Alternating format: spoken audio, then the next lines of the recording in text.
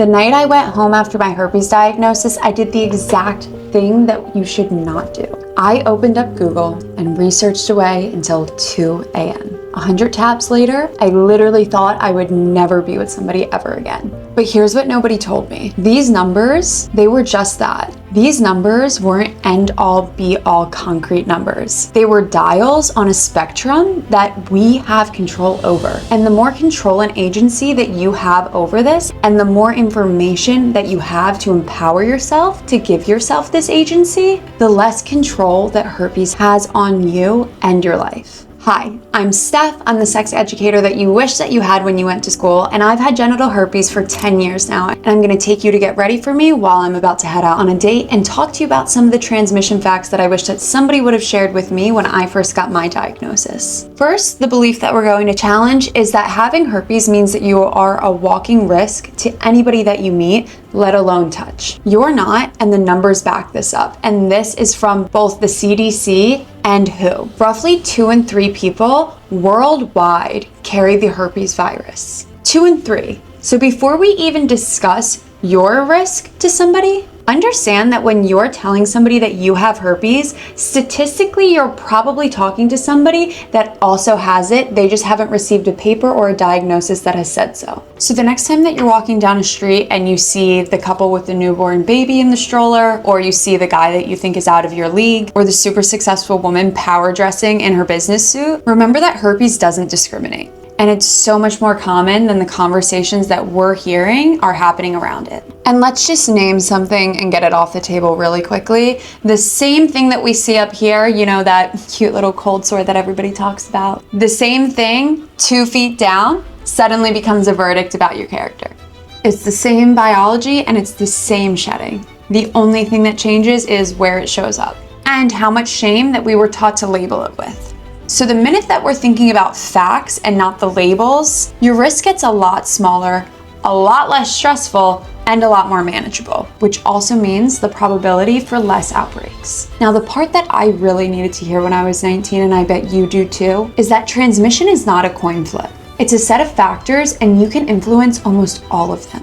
And this means that you put your herpes diagnosis back in your hands. So before we talked about herpes being dials on a spectrum that we can control, so let's get into that first dial, which is going to be outbreaks. You probably know you're most contagious when you are having an active outbreak. This means that there is a sore on your genital region or even up here. So learning your body, learning your triggers, getting used to what that feeling is going to be extremely helpful for you navigating when you're having an outbreak or not. Now, I'm not asking you to obsess over this. I'm just asking you to start tracking information. So a trigger may be an itchy feeling, for example, or I know for myself, I've experienced this really pointed pressure in one specific area. Sometimes it can be a little bit painful too. And when you're not in an outbreak or pre-outbreak, your risk of transmission decreases significantly. The second dial is suppression. Now, there are some traditional routes like taking the classic antivirals.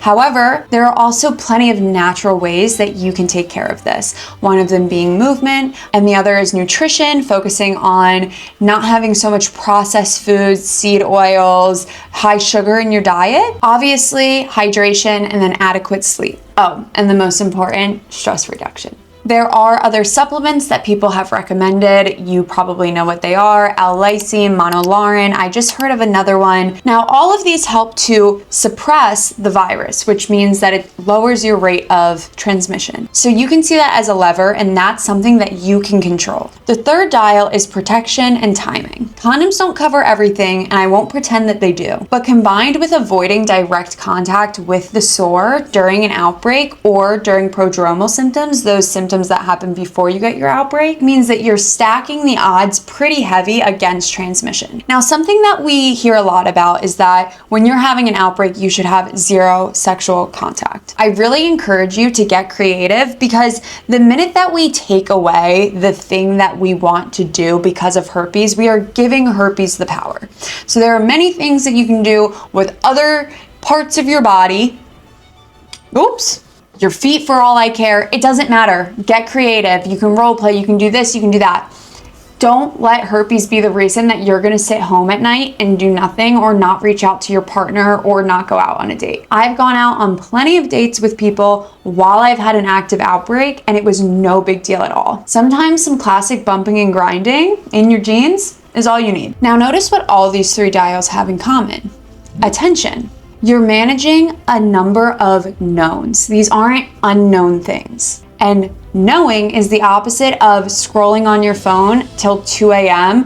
thinking that you're gonna die alone. Here's why this matters more than the biology. When you actually understand your risk, something shifts when you enter into a room. This is why I'm able to go out on a date right now and not care that I have herpes. I want you to ask yourself, was your fear ever actually what is my shedding percentage? Or was it actually what if I meet the perfect person and then I have to tell them and it costs me the exact thing that I want? The connection, the night, feeling desirable, being chosen. And I get it because I spent 7 years of my herpes diagnosis letting it stop me from going after the things that I wanted, enjoying dating. I was celibate.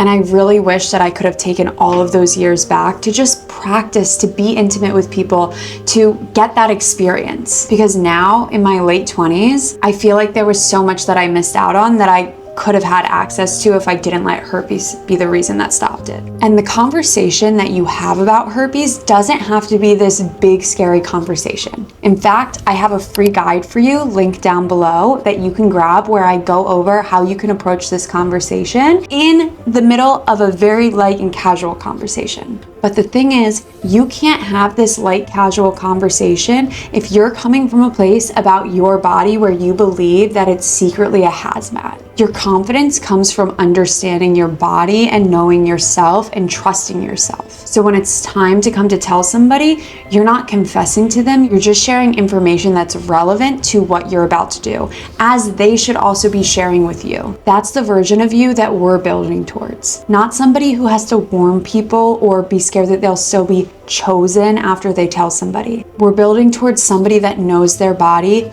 knows their risk, knows that they are still the prize, and picks people with intention. We're putting you back in the seat of being the chooser in your own dating and sex life. You're not a risk to be managed. You are a normal human being with a normal body, having a very common experience where there is a set of controls present that you get to be in control of. Go check out some of my other videos, and I'm wishing you the best of luck dating on your journey with herpes. I'll see you soon.